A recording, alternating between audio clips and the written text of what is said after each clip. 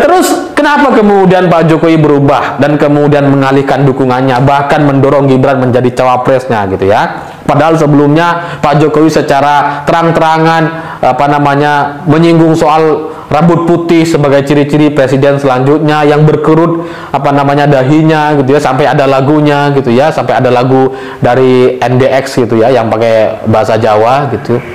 Jadi kalau kemudian sekarang Pak Jokowi jadi berubah gitu ya, ini karena apa? Padahal dulu ketika deklarasi, ketika ada acara projo misalkan gitu, Pak Jokowi kan secara terang-terangan ya, meskipun mungkin yang akan kita dukung ada di sini, ada Pak Ganjar di sana. Lalu kemudian disambut dengan ciri-ciri rambut putih dan sebagainya gitu. Dan itu juga mengacu kepada Pak Ganjar. Tapi kenapa kemudian sekarang jadi berubah ini? Tiba-tiba Gibran jadi cawapres, ini ada apa? Ya, saya sebenarnya sudah mendengar cerita-cerita ini selama 4-5 bulan sebelumnya, bahwa Gibran ini akan maju sebagai cawapres. Tepat setelah Budiman Sujatmiko menyeberang ke Prabowo Subianto, saya sudah mendengar bahwa tujuannya adalah untuk mengusung Gibran sebagai cawapres. Jadi ini memang sudah rencana yang sangat lama, yang sangat matang, dengan alasan yang juga sangat konkret gitu ya. Jadi memang ada alasan kenapa kemudian Pak Jokowi seperti nampaknya memaksakan Gibran gitu ya.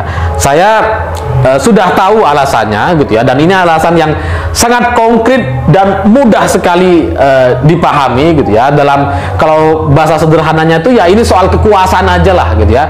Tapi penjelasan detailnya ini masih perlu saya konfirmasi kepada beberapa pihak, beberapa orang gitu, karena ya ini menyangkut soal alasan atau aib kekuasaan yang sangat-sangat luar biasa. Saya perlu konfirmasi kepada beberapa orang. Saya nggak janji apakah nanti akan saya sampaikan.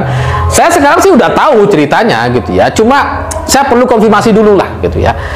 Dan kalaupun nanti misalkan terkonfirmasi, saya juga gak janji akan menceritakannya secara terbuka. Tapi pada intinya ini memang soal kekuasaan saja gitu. Jadi ini bukan strategi, bukan bagian dari cara untuk memenangkan Pak Ganjar dan sebagainya. Itu omong kosong semua. Itu analisa-analisa yang sesat dari pengamat-pengamat yang gak ngerti soal politik Indonesia. Saya juga ditanya tadi, barusan ada teman yang WA gitu ya, Mas Ali, ini jangan-jangan bener nih, ini logis nih, ini adalah upaya Pak Jokowi untuk memenangkan Mas Ganjar katanya, dengan cara mengorbankan anaknya sebagai cawapres.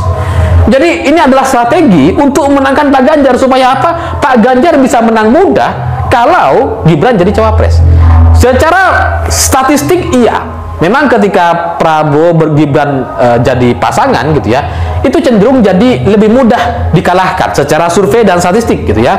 Secara kecenderungan masyarakat itu memang lebih kecil suara Prabowo kalau sama Gibran dibandingkan sama Erick Thohir. Memang gitu ya. Tapi gitu ya. Nah, ini harus hati-hati juga nih cara menjelaskannya. Tapi gini gitu ya. Kalau untuk membantah bahwa itu adalah bagian dari strategi Pak Jokowi, saya bisa bantah dengan sangat mudah sekali. Dalam pengalaman saya 2 kali didatangi oleh utusan sebuah institusi.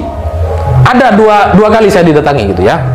Yang pertama datang rombongan, yang kedua datang lewat teman dekat saya gitu ya. Yang pada intinya pesan ini mengarah kepada Prabowo dan Gibran.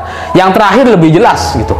Dia mengarahkan kepada Gibran, memberikan penawaran, memberikan nominal dan hadiah titipan kepada saya. Itu jelas untuk mendukung Gibran. Kalau dari pengalaman saya pribadi yang saya alami gitu ya, nggak mungkin ini adalah bagian dari strategi untuk memenangkan Pak Ganjar dan Pak Mahfud. Nggak mungkin gitu. Kalau itu adalah strategi, ngapain saya coba direkrut? Ngapain saya dibujuk untuk membela Gibran? Kan ngapain gitu kan, gak ada gunanya.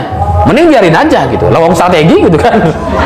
Jadi saya yakin ini bukan strategi, ini ada alasan-alasan soal kekuasaan gitu ya, yang mungkin terlalu nyaman, terlalu enak, sampai kemudian memaksakan kehendak-kehendak seperti sekarang, yang sampai kemudian mengubah undang-undang, mengubah aturan-aturan hanya demi anaknya bisa maju sebagai cawapres. Saya pikir itu. Terima kasih sudah menonton. Begitulah kura-kura.